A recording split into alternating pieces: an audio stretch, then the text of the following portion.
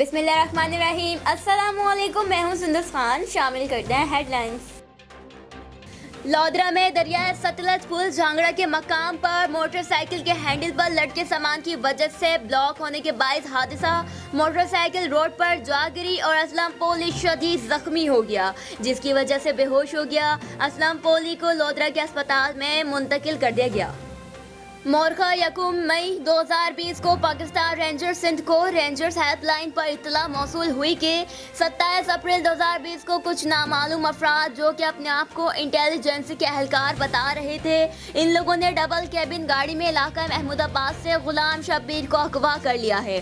2 दिन बाद अगवा कानूनगान ने गुलाम शब्बीर के रिश्तेदारों से फ़ोन पर राबता किया। पाकिस्तान रेंजर्स सिंध की इंटेलिजेंस टीम ने अपने वसाइल को बरोए कार लाते हुए मोरखा 2 मई 2020 को SIU की टीम के साथ मुश्तरका कार्रवाई करते हुए मगवी गुलाम शब्बीर को बाहिफाजत बाजियाब करवा कर अगवा कानूनगान को गिरफ्तार कर लिया। अगवा कानूनगान की कब्जे से असलहा और एमुनिशन बरामद कर लिया गया। मुल्ज़िमान के खिलाफ मुकदमा दर्ज, तफ्तीश जारी। पतंग की डोर एक और जान ले गई। कराची में पतंग की डोर फिरने से जाबाहक बच्चे को करीबी कब्रिस्तान में सुपुर्द खाक कर दिया गया। मुतासरा फैमिली मलिर खोखरा पार के रिहायशी है। बच्चे के वालिद की इंतजामिया से अपील, खूनी खेल पर पाबंदी लगाई जाए।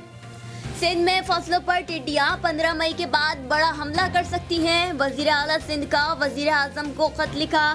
6 मई को स्प्रे के लिए आपको दरख्वास्त की थी, यकीन दहानी के बावजूद ताउन नहीं किया गया। एयरक्राफ्ट के जरिए फसलों पर स्प्रे नहीं किया गया तो शदीद नुकसान का अंदेशा है। दूसरी तरफ थल के इलाकों में टिड्डी दल का फसलों पर हमला।